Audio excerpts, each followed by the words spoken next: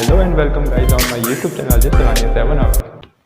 सन 1993 ये वो साल था जब इजराइल और फिलिस्तीन बहुत करीब आ गए थे एक पीसफुल सॉल्यूशन निकालने के।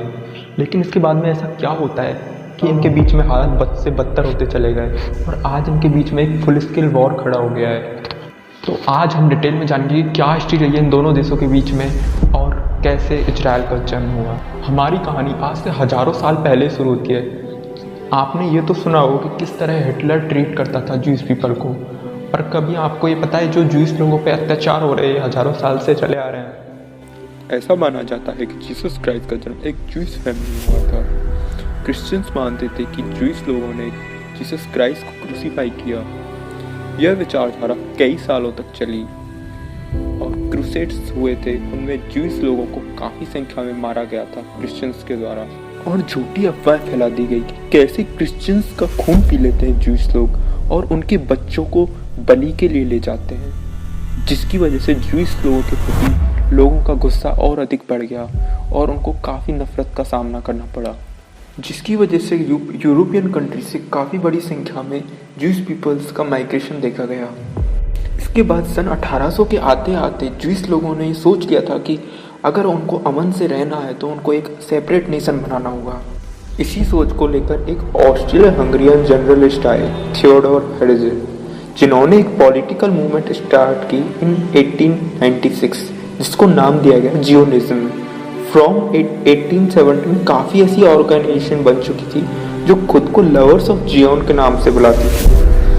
इसके बाद एक लार्ज स्केल पे माइग्रेशन देखी गई इन 1881 इन फिलिस्तीन रीजन।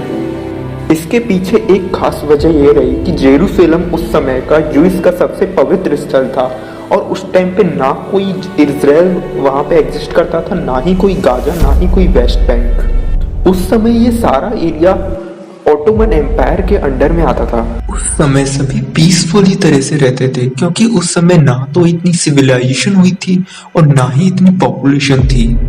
इसके बाद इन 1915 जब वर्ल्ड वॉर 1 चल रहा होता है तो ब्रिटिशर्स ऑटोमन एम्पायर के खिलाफ एक जंग छेड़ देते हैं, जिसमें उनका साथ फ्रेंच रिपब्लिक और अरब रिवॉल्यूशनरी देते हैं और उनके साथ ही जूस भी देते हैं। इसके बाद जो ब्रिटिशर्स होते हैं ये अरब लोगों को एक मेमोरेंडम साइन करके देते हैं कि अगर वो उनका इसमें साथ देते हैं तो वो फिलिस्तीन रीजन उनको दे देंगे। चूँकि अरब रिवॉल्यूशनरी चाहते थे कि वो एक यूनिफाइड अरब कंट्री बनाए जिसमें सीरिया से लेकर यमन तक एक कंट्री हो, इसलिए वह ब्रिटेन के साथ इस समझौते को करने को तैयार हो जाते हैं। इसके साथ ही ब्रिटेन जूस के साथ वॉलफेयर डिक्लेरेशन साइन करता है, जिसमें ब्रिटिशर्स सेम थिंग्स प्रॉमिस करते हैं जूस लोगों से ताकि वो अपील कर सके अमेरिकन जूस लोगों से ताकि उनका प्रभाव बढ़ सके अमेरिका में। लेकिन इसके अलावा भी ब्रिटिशर्स ने फ्रेंच रिपब्लिक के साथ एक और डील कर ली, साइक्स-पिकॉट एग्रीमेंट, जिससे कि वर्ल्ड वॉर 1 में ऑटोमन एम्पायर को हराने के बाद मिडिल ईस्ट का रीजन ब्रिटिशर्स और फ्रेंच रिपब्लिक ने आधा आधा डिवाइड कर लिया।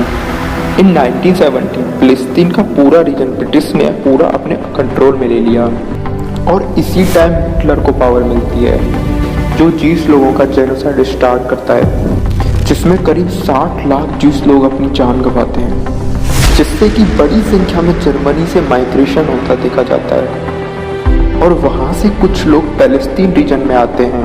फर्स्ट में तो ब्रिटिशर्स उनको अलाउ करते हैं पर बाद में उनको रोकने लग जाते हैं, जिसकी वजह से फिलिस्तीन रीजन में एक इजरायली मूवमेंट का जन्म होता है और एट द सेम टाइम फिलिस्तीन मूवमेंट भी स्टार्ट होती है इन 1940 जो कि एक सेपरेट नेशन का डिमांड करती है। इन 8 जुलाई 1948 ये वो समय होता है जब ब्रिटिश रूल मैंडेट खत्म हो रहा होता है और उनकी लास्ट ट्रूप हेफा स्टेट को छोड़कर जारी होती है। इस समय इजरायली फ्लैग राइज होता है। इससे पहले इन 1947 में यूएन एक पार्टीशन प्लान ला चुका होता है जिसमें वो 45% एरिया अरब स्टेट को देता है और 55% एरिया जूस स्टेट को देता है। जेरूसलम पर इंटरनेशनल कंट्रोल रहेगा और फाइनली यहाँ पे राइज होता है इजराइल का। बट फिलिस्तीनियन एक्सट्रीमिस्ट इस बात को पचा नहीं पाते। वो नहीं चाहते थे कि यहाँ पे कोई इजराइल कंट्री एग्जिस्ट भी करे और इसी के साथ में उनकी नेबर अरब कंट्री भी इस प्लान से सेटिस्फाई नहीं थी, क्योंकि वो सोचते थे कि ब्रिटिशर्स यहाँ पे कॉलोनिज्म को बढ़ाना चाहते हैं। तो यहाँ पे वॉर स्टार्ट हो जाता है और first Arab Israeli war in 1948 में लड़ा जाता है, जिसमें कि इजराइल जीत जाता है। ये बात किसी ने एक्सपेक्ट नहीं की होगी कि इजराइल जीत जाएगा, क्योंकि वो एक छोटी सी कंट्री है और वो 6 देशों के साथ अकेला लड़ता है। क्योंकि इसके पीछे वजह ये रहती है क्योंकि उन पे हजारों सालों से जो अत्याचार होते हैं, तो वो सोचते हैं कि अगर हम अब नहीं लड़े तो फिर कभी जीत भी नहीं पाएंगे। और इन 1949 में जब वॉर ख़त्म होता है तो इजराइल एक मेजर पार्ट कैप्चर कर लेता है वेस्ट जेरूसलम का, बट गाजा स्ट्रिप होती है वो इजिप्ट के पास चली जाती है और जो वेस्ट बैंक का एरिया है वो जॉर्डन के पास चला जाता है। इन 1948 में एक फिलिस्तीन माइग्रेशन शुरू हो जाता है इन वेस्ट जेरूसलम, जिसको बोला जाता है एक्सोडस इन अरब कंट्री। और इसके बाद इन 1967 में सेकंड अरब इजरायली वॉर होता है, जिसे 6 डे वॉर के नाम से भी जाना जाता है, जिसमें इजराइल जीतता है। और इसकी वजह से 3 लाख फिलिस्तीनियन पीपल्स को अपने घर छोड़कर जाना पड़ता है। और इसमें गाजा स्ट्रिप इजिप्ट से और वेस्ट बैंक जॉर्डन से इजराइल के द्वारा ऑक्यूपाई कर लिया जाता है। चूँकि फिलिस्तीन लोग भी अपना एक अलग से देश चाहते थे, इसकी वजह से इन 1964 में एक ग्रुप फॉर्म होता है जिसको फिलिस्तीन लिबरेशन ऑर्गेनाइजेशन PLO के नाम से जाना जाता है। पहले तो ये आर्म के दम पे स्ट्रगल करते हैं, जिसकी वजह से US और इजराइल PLO को एक टेररिस्ट ऑर्गेनाइजेशन घोषित कर देते हैं। इसके बाद इन 1973 में थर्ड अरब इजरायली वॉर भी होता है, बट इसकी वजह से सिचुएशन को ज़्यादा चेंजेस नहीं होते हैं। इन 1974 PLO को अरब कंट्रीज़ के द्वारा रिकॉग्नाइज कर लिया जाता है। UN जनरल असेंबली उसे पैलेस्टीनियन रिप्रेजेंटेटिव के रूप में देखती है। इसके बाद इन 1979 में इजिप्ट पहली कंट्री बन जाती है जो रिकॉग्नाइज कर लेती है इजराइल को as a country. This is really unexpected incident. As the response Israel Egypt का ऑक्यूपाइड एरिया उसे वापस कर देता है। और इसके लिए इन 1978 में Israeli prime minister Menachem begin और इजिप्शियन प्राइम मिनिस्टर अनवर सादत को नोबेल प्राइज अवार्ड किया जाता है। लेकिन अनफॉर्चुनेटली इन 6 अक्टूबर 1981 को एक्सट्रीमिस्ट ग्रुप के द्वारा अनवर सादत को मार दिया जाता है। वो कहते हैं कि आखिर ऐसे कैसे उन्होंने कॉम्प्रोमाइज़ कर लिया। 1967 के वॉर के बाद से लगभग 250 इजरायली सेटलमेंट और आउटपोस्ट बनाई जाती हैं in the West Bank region including East Jerusalem, जो कि इंटरनेशनल लॉ के खिलाफ होता है, जिसकी वजह से लगभग 6,20,000 इजरायली लोग पैलेस्टीन टेरिटरी में घर बना के रहने लग जाते हैं। चूँकि एक एक्सट्रीमिस्ट इजरायली ग्रुप सोचता है कि जो वेस्ट बैंक का एरिया है ये इजराइल को जाता है, बट इंटरनेशनल कम्युनिटी इसे इलीगल बताती है। इन 1992 Israeli prime minister yitzhak rabin, जिन्होंने PLO को एक टेररिस्ट ऑर्गेनाइजेशन नहीं घोषित किया और उन्हें रिकॉग्नाइज किया एज ए रिप्रेजेंटेटिव। इन 1993 में जब ओस्लो अकॉर्ड होते हैं तो उन दोनों के बीच में एक काफ़ी हद तक पीसफुल सॉल्यूशन निकल चुका होता है। इन 1994 में जब फर्स्ट टाइम पैलेस्टीनियन गवर्नमेंट बनती है तो पैलेस्टीनियन नेशनल अथॉरिटी गाजा और वेस्ट बैंक का एरिया उन्हें दिया जाता है। बट वेस्ट बैंक में जो ऐसे नहीं कि सारा एरिया ही उनको दे दिया गया हो, इसको इस तरह से दिया गया था कि इसको पार्ट A, पार्ट B और पार्ट C में डिवाइड करके दिया था।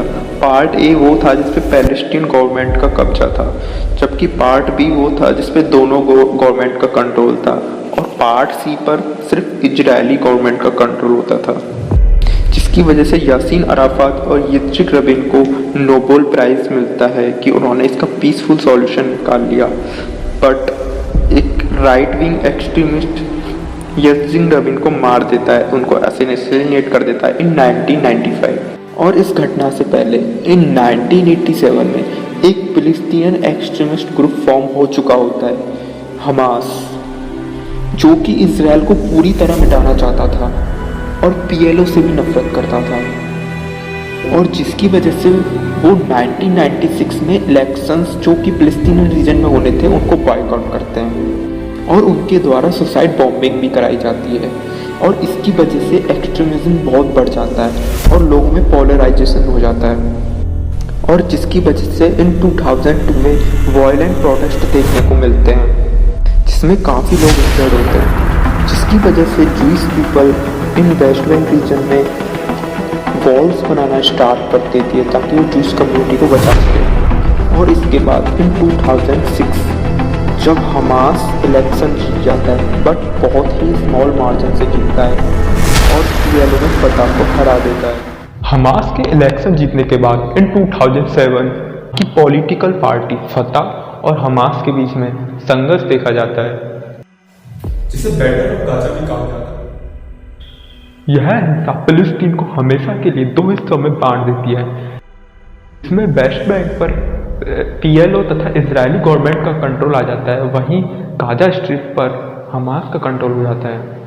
इसके बाद से लगातार वेस्ट बैंक रीजन में हिंसाएं होती है। इसके बाद जब भी हमास के द्वारा कोई वायलेंट कदम उठाया जाता है अगेंस्ट इजराइल, तो इसका खामियाजा वेस्ट बैंक के फिलिस्तीनियन नागरिकों को भुगतना पड़ता है। आज वेस्ट बैंक के लोगों से जबरन घर खाली कराए जा रहे हैं। क्या यह सही है? आप खुद सोच के देखिए, यहाँ पे जो लोग कई सौ सालों से यहाँ रह रहे हैं, उन्हें यह कह के निकाल दे कि ये हजारों साल पहले हमारी कम्युनिटी की थी या हमने वॉर में जीती। मुझे तो नहीं लगता यह सही है। हम इजराइल का समर्थन हमास के खिलाफ कर सकते हैं, पर लोगों की जिंदगी बर्बाद करने में नहीं। यह एक आतंकवाद को जन्म दे सकता है। आप अपने विचार कमेंट सेक्शन में जरूर शेयर करें। तब तक के लिए देखते रहिए मेरा यूट्यूब चैनल अजय सुलानी 7 अप।